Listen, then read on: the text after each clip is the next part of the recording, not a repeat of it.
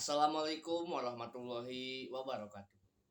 Perkenalkan, nama saya Rana Putra Pamuja dengan NIM 23140129. Di sini saya akan mempresentasikan tentang hakikat manusia untuk memenuhi kebutuhan nilai ujian akhir semester dengan dosen pengampu Ibu Dr. Robiatul Munaja, SPD MPD.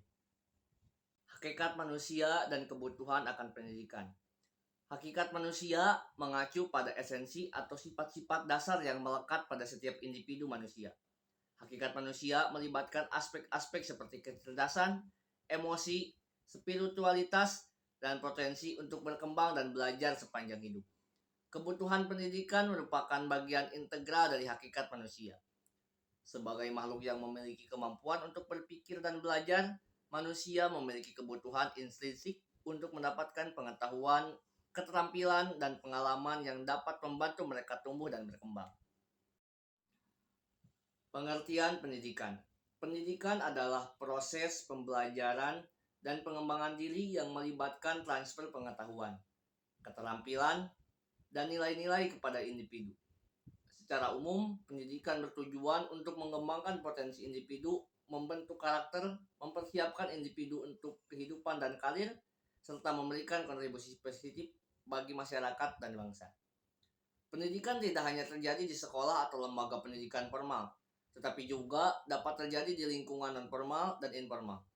Pendidikan formal melibatkan proses pembelajaran yang terstruktur dan diatur oleh sistem pendidikan, seperti di sekolah, perguruan tinggi, atau lembaga pelatihan.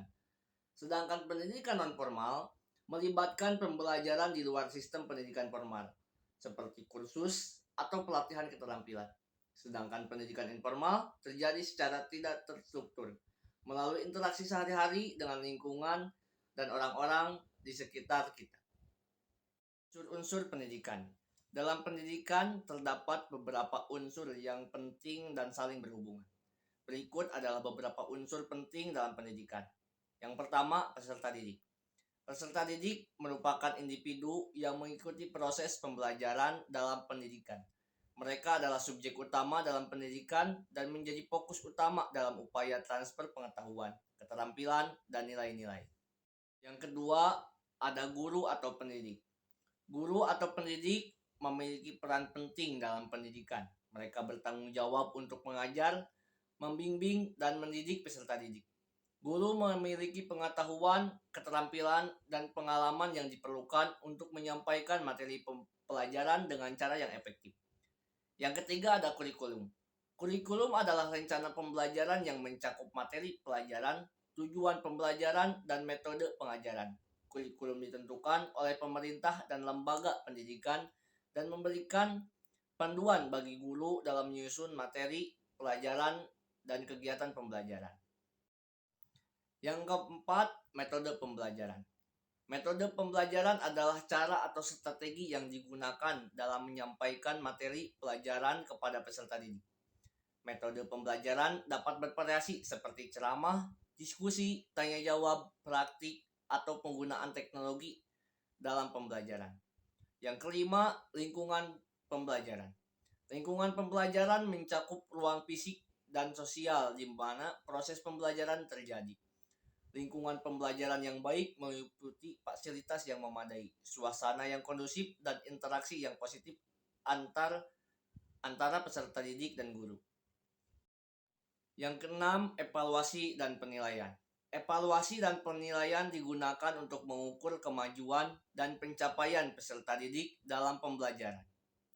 Yang ketujuh, tujuan pendidikan.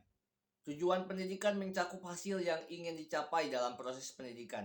Tujuan pendidikan dapat meliputi pengembangan pengetahuan, keterampilan, sikap, dan nilai-nilai yang relevan bagi peserta didik. Nilai-nilai pendidikan. Nilai-nilai pendidikan mencakup prinsip-prinsip atau sikap yang dianggap penting dalam pendidikan. Contohnya, integritas, disiplin, kerjasama, keadilan, dan kepedulian. Nilai-nilai ini ditanamkan dalam pendidikan untuk membentuk karakter dan perilaku yang baik pada peserta didik. Nah, semua unsur ini saling berhubungan dan berkontribusi dalam mencakup pengalaman pembelajaran yang efektif dan bermakna bagi peserta didik. Pendidikan sebagai sistem. Pendidikan sebagai sistem mengacu pada struktur dan proses yang terorganisir dalam menyampaikan pendidikan kepada peserta didik. Sebagai sistem, pendidikan melibatkan berbagai komponen yang saling terkait dan bekerja sama untuk mencapai tujuan pendidikan. Berikut adalah beberapa elemen yang terkait dengan pendidikan sebagai sistem. Yang pertama ada kebijakan pendidikan. Yang kedua, institusi pendidikan. Yang ketiga, manajemen pendidikan. Keempat, guru dan tenaga pendidik. Yang kelima, peserta didik.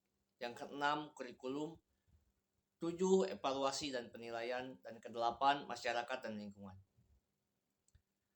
Dari materi yang tadi saya sampaikan, dapat kita simpulkan dari hakikat pendidikan adalah bahwa pendidikan merupakan proses yang esensial dalam kehidupan manusia. Hakikat pendidikan melibatkan pemahaman tentang tujuan, nilai-nilai, proses, dan dampak dari pendidikan. Hidup kesepian tanpa kekasih. Cukup sekian dan terima kasih. Wassalamualaikum warahmatullahi wabarakatuh.